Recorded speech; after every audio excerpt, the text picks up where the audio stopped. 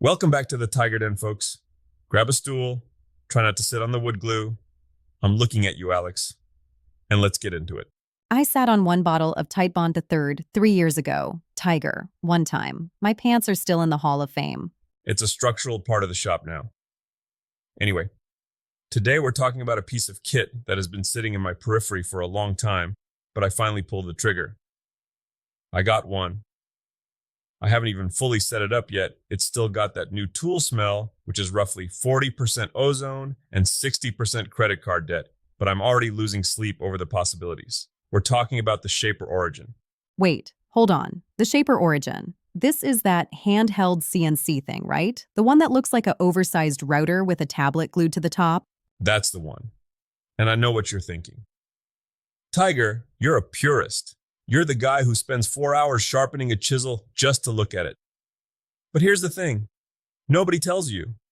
As much as I love traditional craft, there's a wall. A wall where your hands and your patience just can't do what the brain is dreaming up, or more importantly, what the client is paying for. Okay, but I've seen the videos. You put down this special tape, looks like little dominoes, and then you drive the router around like a video game. Isn't that just cheating? I mean, are we even woodworking at that point, or are we just playing Mario Kart on a piece of walnut? Trust me, I had that exact thought. I actually saw this video recently by Michael Builds. Shout out to him. And he was helping his friend Greg. Now, Greg is a relatable guy. He bought an Origin 5 years ago. 5 years. It sat in the box in the corner of his shop because he was intimidated by the tech. Ask me how I know that feeling. I have a Japanese pull, so I haven't touched in a decade because I'm afraid I'm not spiritual enough to use it yet.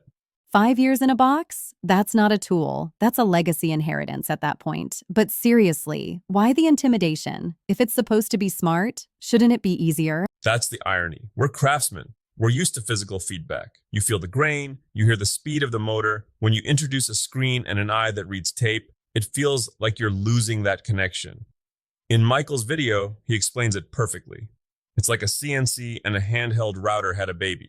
A baby that requires its own special stickers. Exactly. Those domino stickers. Think of them as GPS markers for the machine's camera. The machine looks at the tape, figures out exactly where it is in 3D space, and then, this is the magic part, it compensates for your shaky hands. You move the router roughly along the path on the screen, and the motor inside the housing moves the bit independently to stay perfectly on the line. Wait, hold on. So if I'm drinking my fourth coffee of the day and I'm shaking like a leaf on a windy day, the machine just fixes it? Precisely. If you wander too far off the path, it actually retracts the bit. It says, nope, Tiger, you're drunk.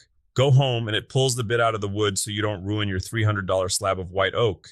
See, that sounds like something a person who's messed up a lot of slabs would say, with a lot of heavy emotion in their voice. I've made mistakes that would make a grown man weep, Alex. There was this one time I was doing a massive inlay for a dining table, hand cut. I was 8 hours into the recess. My wife called out that dinner was ready. I jumped, and the chisel went right through a knot and out the side of the table. If I'd had a machine that retracted when I messed up, I wouldn't have spent the next 3 days crying into my sawdust. Okay, I get the safety net aspect. But let's talk about the versus full-on CNC part, because for the price of a shaper, you can almost get a decent entry-level gantry CNC. Why would I want to stand there and push the thing around myself when I could just hit enter and go get a sandwich? Here's the thing nobody tells you about big CNCs. They are hungry for space. A 4 by 8 foot CNC table is the size of, well, a car. Most of us are working in garages or small shops. My shop is basically a Tetris game where every time I buy a new clamp, I have to move the fridge to the driveway. The shaper fits in a Cisterner. It's the size of a lunchbox. Okay, fair. Space is the final frontier. But what about the learning curve? Greg let his sit for 5 years. That doesn't exactly scream user-friendly. It's the computer fear. We think we have to be CAD experts. But in the video, Michael shows Greg that you can literally draw a shape on the screen or bring in a simple file and just go. The tech isn't there to replace the woodworker. It's there to give the woodworker a prosthetic for their lack of perfection. A prosthetic for imperfection. I like that. But stay with me here. What about the handcrafted soul? If I buy a table from the Tiger Den, I want to know Tiger's sweat, and hopefully not blood, went into it. If you're just following a dotted line on a screen, does it lose the maker's touch? I love this debate, truly. But I'd argue that the craft is in the design and the finishing. Choosing the wood, understanding how the grain will react, the sanding, the oiling, that's the soul. The shaper is just a faster chisel. Think about when the power router first came out. I bet there were guys in overalls saying, if you aren't using a hand plane to side bead that casing, you're a fraud. Now, we wouldn't dream of doing a kitchen's worth of molding by hand. Okay, I hear that. It's an evolution, not an exit. But let's get practical. You said you haven't fully set yours up. Why? Are you pulling a Greg? Is it staring at you from the corner? Maybe a little.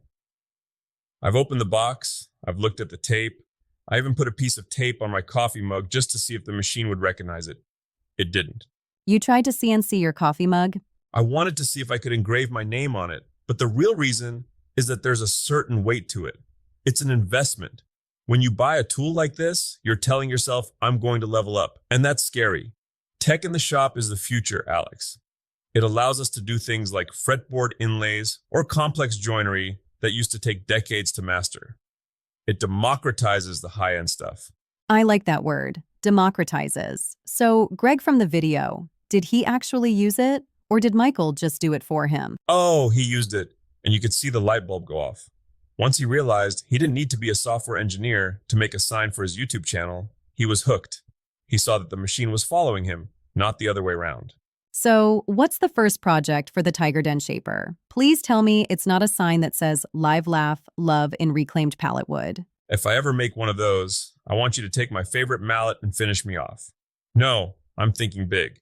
I want to do a lightning inlay with copper dust and epoxy on a live edge walnut desk.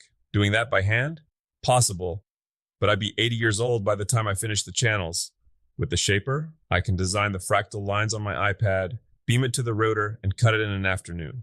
Okay, that sounds cool. I'll give you that. But give me a reality check. What's the downside? Nothing is this perfect. The tape. You have to buy the tape. It's like printer ink for your shop. You can't just use masking tape and a Sharpie. And there's the tether. You're still holding a powerful tool with a spinning bit.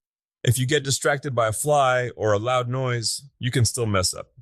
The machine corrects for small wobbles, but it won't save you if you trip over your shop vesti hosts. And the sawdust? CNCs are usually enclosed. This is right in your face. Dust collection is non-negotiable. If that camera lens gets covered in fine dust, the eye goes blind. It's like driving a car with a muddy windshield. You have to respect the system. But here's the thing. Nobody tells you. The satisfaction of seeing a perfectly tight inlay drop into place, that clunk sound where there's zero gap, it's better than sex. Well, almost. Whoa, easy there. This is a family-friendly shop podcast. Mostly. You know what I mean? It's that hit of dopamine. We makers live for the perfect fit. So, for the listeners out there who are like Greg, the ones who have a fancy tool they're afraid of, or the ones who are looking at the Shaper and thinking, that's too much tech for me, what's the word? The word is, don't let the box stay closed. Tech isn't here to replace your hands, it's here to extend them. Whether it's a Shaper, a 3D printer, or just a digital protractor that actually works, use the tools of your time. Our ancestors would have killed for a tool that corrected their shaky hands. They didn't use hand tools because they were purer. They used them because that's all they had. If Chippendale had a Shaper origin, he'd have used it, and he'd have been the most productive guy in London. I can see it now. Thomas Chippendale, sponsored by Shaper. Exactly. He'd have a YouTube channel and everything.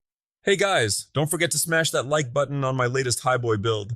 Okay, so what's the takeaway here, Tiger? Beyond the fact that you're now a cyborg woodworker. The takeaway is this. Transition is uncomfortable. Taking a tool like the Shaper out of the box means admitting you have more to learn. It means being a beginner again, even if you've been in the shop for 40 years. But that's where the growth is.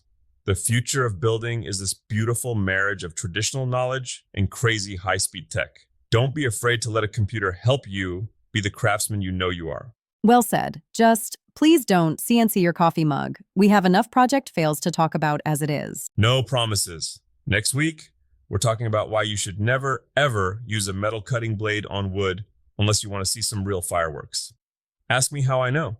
Oh boy. See you guys then. Keep making, folks. Stay safe.